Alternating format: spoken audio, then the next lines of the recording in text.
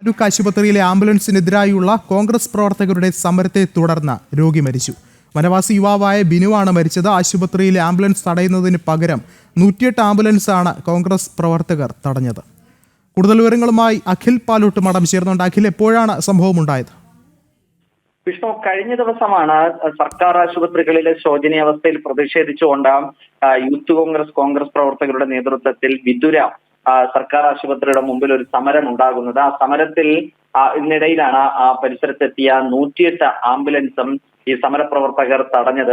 സമരപ്രവർത്തകർ സമരത്തിൽ വന്നതിന്റെ ഭാഗമായി, അതായത് വിതുര ആശുപത്രിയിലെ ആംബുലൻസ് ആണെന്ന് ധരിച്ചുകൊണ്ടാണ് ഈ 108 ആംബുലൻസ് തടയുന്ന ഒരു സ്ഥിതിവിശേഷം ഉണ്ടായത്. പക്ഷേ അത് നിർഭാഗ്യവശാൽ ഒരു വനവാസി യുവാവിന്റെ ജീവൻ എടുക്കുന്ന തരത്തിലേക്കാണ് ആ സമരം പോയിരിക്കുന്നത്. എന്തായാലും വൈകി ആ ആംബുലൻസിലുണ്ടായിരുന്ന ബിനു എന്ന് പറയുന്ന വനവാസി യുവാവ് ആശുപത്രിയിൽ വൈകിയെത്തിയതിനെ തുടർന്ന്, ചികിത്സ വൈകിയതിനെ തുടർന്ന് മരണപ്പെടുന്ന ഒരു സാഹചര്യം ഉണ്ടായത്. അല്പസമയത്തിനകം തന്നെ പട്ടികവർഗ വകുപ്പ് മന്ത്രി OR കേളു അടക്കം സംഭവ സ്ഥലത്തേക്ക് എത്തുമെന്നാണ് നമുക്ക് മനസ്സിലാക്കാൻ സാധിക്കുന്നത്. എന്തായാലും ഒരു ദാരുണമായ കോൺഗ്രസിന്റെ ഒരു സമരം കാരണം ഒരു പാവപ്പെട്ട ചെറുപ്പക്കാരന് ജീവൻ തന്നെ നഷ്ടപ്പെട്ടിരിക്കുന്ന ഒരു സാഹചര്യമാണ് നിലവിൽ ഉള്ളത്.